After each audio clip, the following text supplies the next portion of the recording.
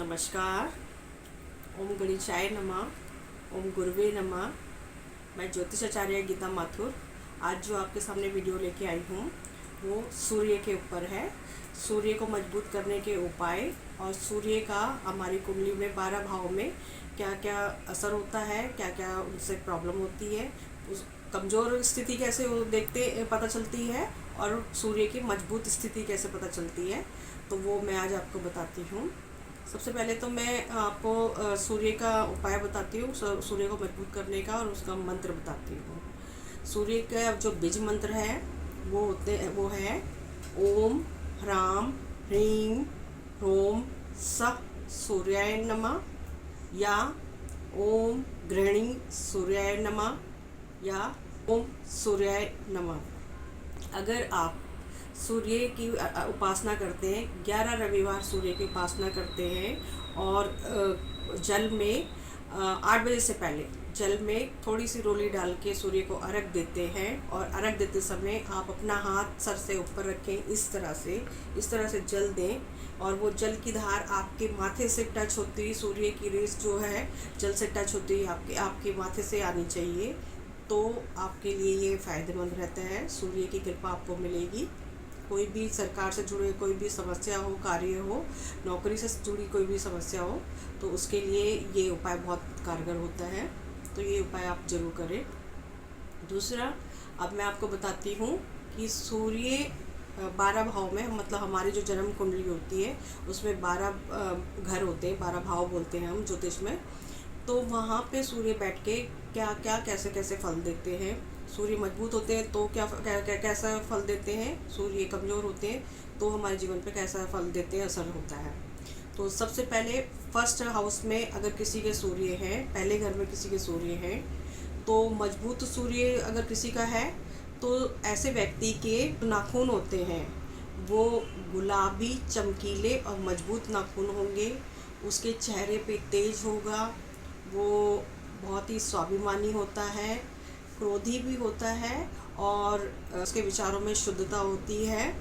और अगर किसी का सूर्य कमज़ोर होता है तो ऐसे व्यक्ति के सोते समय मुंह खुला होता है, मुंह से लार गिरती है, और वो उसके अंदर धैर्य की कमी होती है, क्रोधी स्वभाव का होता है, वाणी में अग्रेशन होता है, तो इस तरह का उसका स्वभाव हो जाता है। तो ये कमज़ोर सूर्य की निशानी है। तो हाँ, एक बात और, जिसका मजबूत सूर्य होता है कुंडली में, उसके माथा चौड़ा होता है और नाक बड़ी होती है, और जिनका कमज़ोर होता है उन्हें सूर्य की महादशा अंतर्दशा के बीच में कुछ बीमारियों का भी सामना करना पड़ता है, जैसे आँखों का रोग, हृदय का रोग, बीपी, और इस तरह की बीमारी, हड्डियों से जुड़ी बीमारी का भी, और सबसे बड़ी बात बालों का गंजापन, इस तरह की बीमारियां होती है। तो ये कमज़ोर सूर्य की निशानी है, और ऐसे व्यक्ति की पिता से नहीं बनती। तो ये सब कमज़ोर सूर्य की निशानी है। अब सूर्य सेकंड हाउस में कैसे होते हैं? अगर किसी का सूर्य सेकंड हाउस में है तो ऐसे व्यक्ति को शुक्र से जुड़ी चीज़ों का दान नहीं लेना चाहिए, मतलब गिफ्ट नहीं लेना चाहिए। जैसे कि कोई फ्रेंड्स वगैरह गिफ्ट करते हैं, कोई रिलेटिव वगैरह गिफ्ट करते हैं बर्थडे वगैरह पे, या कुछ भी आपको गिफ्ट करते हैं किसी भी टाइम पे, तो उसमें आपको शुक्र से जुड़ी चीज़ नहीं लेनी चाहिए, खास करके परफ्यूम। ये आपको गिफ्ट में नहीं लेना चाहिए अगर आपका सूर्य सेकंड हाउस में है। और दूसरा, अपने आचरण को सही रखना चाहिए, और महिलाओं से और धन संपत्ति के मामलों से आपको दूर रहना चाहिए। तीसरे घर में अगर सूर्य है, तीसरे घर में सूर्य है तो आपका पराक्रम बढ़ेगा, आपका क्या कहते हैं, आप साहसी होगे, लेकिन आपके जो छोटे बहन भाई हैं उनसे आपकी नहीं बनेगी, उनकी वजह से आपके घर में कलेश रहेंगे। अगर सूर्य फोर्थ हाउस में है तो फोर्थ हाउस वाले सूर्य आपको कठोर हृदय का बनाते हैं। मतलब कि आप, कठोर हृदय का मतलब है आपको मजबूत हृदय वाला बनाते हैं। आपको जल्दी से कोई भी बात सुन के आप बहुत जल्दी इमोशनल नहीं होगे, आप कठोर हृदय के बने रहोगे, थोड़ा परिवार से में आपके अंदर कठोरता रहेगी। जैसे कि माता इमोशनल होती है, पिता कठोर होते हैं, तो वही स्थिति यहाँ पे चौथे घर के सूर्य की होती है। ऐसा व्यक्ति कठोर हृदय वाला होता है। हाँ, माता से ऐसे व्यक्ति की कम बनती है और परिवार की उस इंसान को बहुत चिंता रहती है। ऐसे इंसान को जो उपाय करना चाहिए, उन्हें अंधों की को भोजन कराना चाहिए, मतलब नेत्रहीन लोगों को भोजन कराना चाहिए या भोजन सामग्री दान करनी चाहिए। अगर किसी के 5th हाउस में सूर्य है तो ऐसे व्यक्ति की इच्छाएं ज़रूर पूरी होती हैं। वो जो भी इच्छा करते हैं उनकी इच्छाएं की पूर्ति होती है, क्योंकि 5th हाउस में सूर्य स्वागरी हो जाते हैं, लेकिन क्रोधी होते हैं, स्वाभिमान की अधिकता हो जाती है, क्योंकि वो स्वयं अपने घर में ही बैठे होते हैं। और यहाँ से वो 11वें घर को जब देखते हैं तो इच्छाओं की जो पूर्ति होती है वो ऐसे इंसान को ज़रूर होती है। जो भी उसकी इच्छा होती है उसकी पूर्ति ज़रूर होती है। नेम फेम भी उसे जीवन में मिलता है, लेकिन यहाँ पे थोड़ा सा वो होता है कि उसे संतान संबंधी समस्या ज़रूर आती हैं, तो उसकी संतान कम होती हैं। ऐसे में उसे उपाय क्या करने चाहिए? 43 दिन तक लगातार सरसों के तेल की बूंदें ज़मीन में डालनी चाहिए और अपना आचरण ठीक रखना चाहिए। किसी की निंदा नहीं करनी चाहिए और बंदरों को गुड़ और केला ज़रूर खिलाना चाहिए। 6th हाउस में सूर्य का होना मतलब अगर किसी के भी 6th हाउस में सूर्य होता है तो यहाँ पे वो बैठ के शत्रुहंता योग बनाते हैं। तो ऐसे व्यक्ति के शत्रु अपने आप ही दूर हो जाते हैं या अपने आप ही ख़त्म हो जाते हैं, शांत हो जाते हैं, मतलब उसका कुछ नहीं बिगाड़ पाते। ऐसे व्यक्ति के शत्रु उसका कुछ नहीं बुरा कर पाते। जिनके चार्ट में ये सूर्य 6ठे हाउस में बैठा होता है, ऐसे व्यक्ति के नलिहाल पक्ष में, मतलब उसके नाना के घर में नाना को या मामा को कोई ना कोई कष्ट ज़रूर होता है या उन्हें समस्याएं ज़रूर होती हैं। तो ऐसे में क्या करें? तो ऐसे के में उपाय है कि बंदरों को केला और गुड़ खिलाएं और दूसरा किसी पवित्र नदी का जल लाकर अपने घर में ज़रूर रखें। 7th हाउस में सूर्य हो तो 7वें घर में अगर सूर्य होता है तो ऐसे व्यक्ति की अपनी पत्नी से नहीं बनती। ऐसे व्यक्ति की पत्नी किसी न किसी वजह से रूठ के अपने मायके ज़रूर जाती रहती है।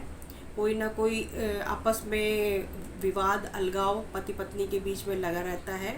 अगर ऐसे व्यक्ति के या उसकी पत्नी की कुंडली में बुध और गुरु की स्थिति अच्छी है तो ऐसे व्यक्ति का विवाह नहीं टूटता, लेकिन जीवन में छोटी मोटी बातों के लिए अनबन बनी रहती है, लेकिन संबंध नहीं टूटते। 8वें घर में जिनके सूर्य होता है, ऐसे व्यक्ति को अपना चरित्र सही रखना चाहिए। ऐसे व्यक्ति को पित्त रोग, पित्त, वात, चिंता और धैर्य की कमी, क्रोधी स्वभाव, ये सब उसके व्यवहार में होता है। ऐसे व्यक्ति को कोई भी काम शुरू करने से पहले गुड़ खा के पानी पी लेना चाहिए और जलती चिता में तांबे का सिक्का डालें। दक्षिण मुखी घर ना ले, ना खरीदे, ना बनवाए और रहना नहीं चाहिए दक्षिण मुखी घर में। ऐसे व्यक्ति को उत्तर मुखी घर में रहना अच्छा होता है, उससे उसे लाभ होता है।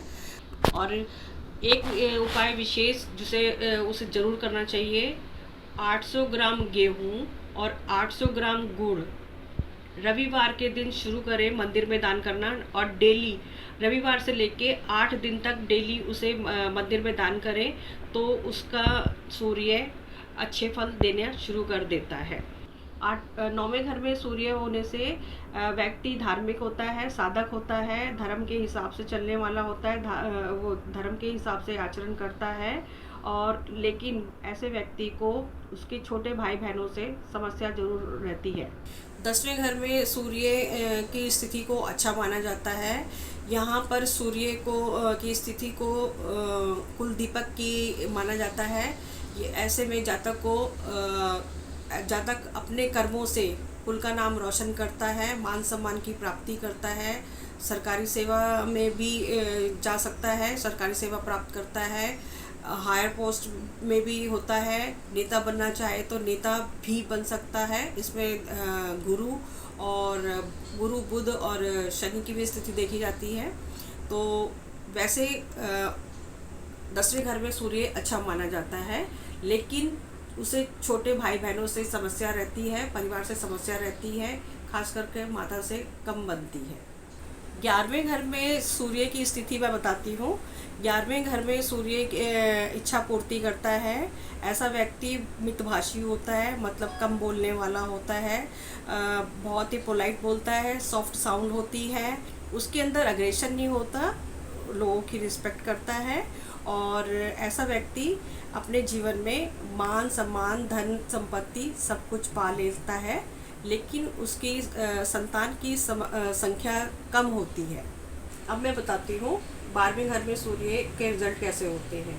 12वें घर में किसी के अगर सूर्य है तो पति पत्नी के रिश्ते में तनाव होता है, नींद की समस्या होती है, और क्योंकि 12वें घर से हम इंसान उस व्यक्ति के बेडरूम को भी देखते हैं, तो उससे नींद की समस्या होती है। पति पत्नी के रिश्ते में तनाव होता है क्योंकि सूर्य क्रूर ग्रह है, और ऐसा व्यक्ति विदेश में जाके बसने वाला होता है, और ऐसे व्यक्ति की मित्रों से भी नहीं बनती, मित्रों से भी विद्रोह कर बैठता है।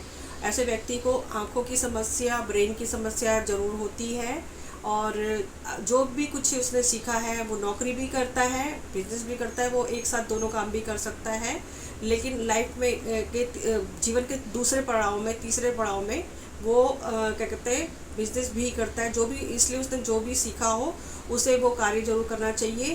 और 12वां घर यात्रा का भी होता है, तो ऐसे व्यक्ति को यात्रा जरूर करते रहना चाहिए, मतलब कोई ना कोई काम से अपना यात्रा करेगा तो उसके लिए भी उसे लाभ होगा, और अगर ये काम उसके करियर से रिलेटेड यात्रा होगी तो इसमें उसे लाभ भी होता है। तो ये मेरी वीडियो थी कि मैंने सूर्य की स्थिति बताई, 12 घर में बताई और उपाय बताए। तो ये आप लोग मेरी वीडियो को ज़रूर देखिए, इससे आपको लाभ होगा। और मेरे चैनल को सब्सक्राइब कीजिए, मेरे इस पोस्ट को लाइक कीजिए, शेयर कीजिए। आप सबका बहुत बहुत धन्यवाद। नमस्कार।